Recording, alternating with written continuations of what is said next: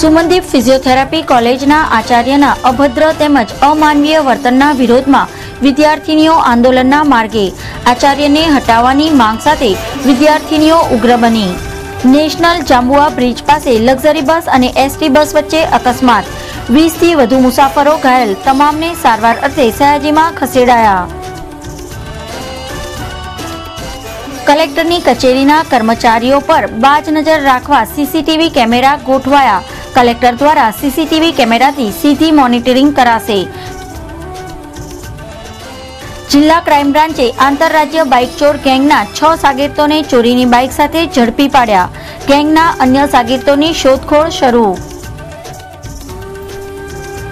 પરિવાર 4 રસ્તા ખાતેના એસબીઆઈ એટીએમ સેન્ટરના મશીનમાંથી ₹1000 ની ડુપ્લિકેટ ચલણી નોટો નીકળી।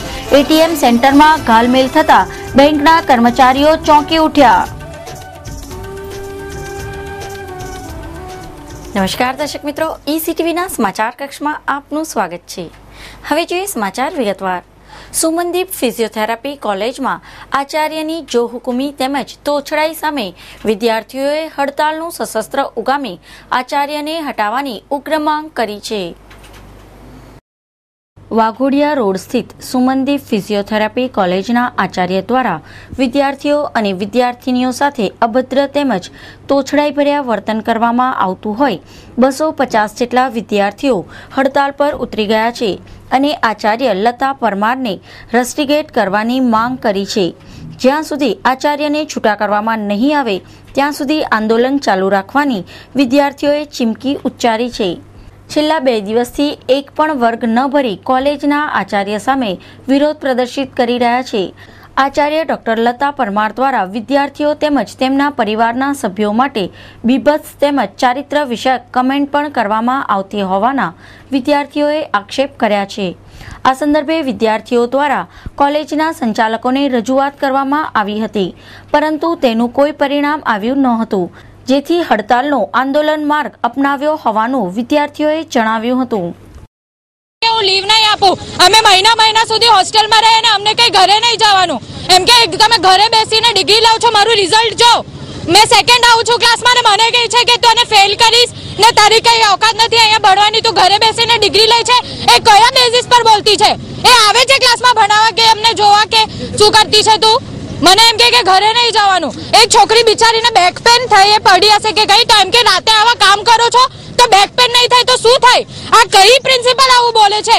અમને સમજી શું રાખી છે? અમે આટલા મોટા ઘરે સારા ઘરેથી આવે છે ને અમારા પર આવું ક્વેશ્ચન ઉઠાડે છે।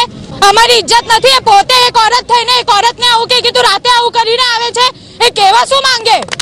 હા, ઓરત જાત પર પોતે એક છોકરી થઈને આવું કહે છે। We want justice, we want justice, we want justice. અત્યાચાર નહીં ચલેગા, નહીં ચલેગા, નહીં ચલેગા, અત્યાચાર નહીં ચલેગા। અમને એવું કહેવામાં આવ્યું હતું કે તમે લોકો ખાલી ખોટા આક્ષેપો કરો છો અમારી પર અને ખાલી ખોટું મેનેજમેન્ટને ભડકાવો છો, મેનેજમેન્ટની સાથે નથી રહેતા, મેનેજમેન્ટ તમારો સાથ આપે છે તો તમે મેનેજમેન્ટને સપોર્ટ નથી કરતા। પણ આવું બધું અમે શું કામ કરીએ જ્યારે અમારા પ્રોબ્લેમ્સ, અમારી મુશ્કેલીઓ કોઈ સાંભળતું નથી, કોઈ અમને કોઈ નિકાલ નથી કરી આપતું, અને ઉપરથી એવું કહે છે કે તમારે મફતમાં પાસ થવું છે, તમારા ડેઝર્ટેશન કમ્પ્લીટ નથી, તમને મહેનત નથી કરવી હોતી, એમ જ પાસ થવું હોય છે। તો શું મેડમ એટલા માટે સાચા છે કારણ કે અમે લોકો અમારું કામ નથી કરી શકતા? અમે કામ કેમ નથી કરી શકતા એ બી ક્યારે એમણે જોવું જોઈએ ને। બીજી વસ્તુ અમને એવું કહેવામાં આવે છે કે મારી 33 વર્ષની કારકિર્દીમાં મારા પર કોઈ પ્રશ્ન નથી ઉઠાવ્યો, તો એમનો ભૂતકાળનો રેકોર્ડ કોલેજનો ચેક કરવામાં આવે કે એમની પર કેટલા પોલીસ કેસ થયેલા છે, એમના લીધે કેટલા સ્ટુડન્ટે સુસાઇડ કરવાનો અટેમ્પ્ટ કરેલો છે, એમને કોર્ટમાં હાજર કરેલા છે, એઝ વેલ એઝ એમને ગુજરાત યુનિવર્સિટીની બધી જ કોલેજોમાંથી બ્લોક કરવામાં આવ્યા છે, જેથી એ ગુજરાત યુનિવર્સિટીની કોલેજમાં પ્રિન્સિપાલ તરીકે ના જઈ શકે। તો આવું એમની સાથે કેમ થયું? એમના કયા બિહેવિયરથી આવું થયું? એમનો વ્યવહાર સ્ટુડન્ટ માટે આવો હતો એટલા માટે આવું થયું। આ સ્ટ્રાઇક જ્યાં સુધી ચાલશે ત્યાં સુધી અમને ન્યાય નહીં મળે, મેડમ પોતાનું રિઝિગ્નેશન નહીં આપે, અહીંયાથી જશે નહીં ત્યાં સુધી અમે આ સ્ટ્રાઇક અહીંયા ચાલુ રાખીશું, કારણ કે અમે હવે પ્રોબ્લેમમાં જીવવા માંગતા નથી। 1.5 વર્ષથી અમે સહન કરતા આવ્યા છે, બહુ થઈ ગયું, હવે આ વસ્તુ નહીં ચાલે।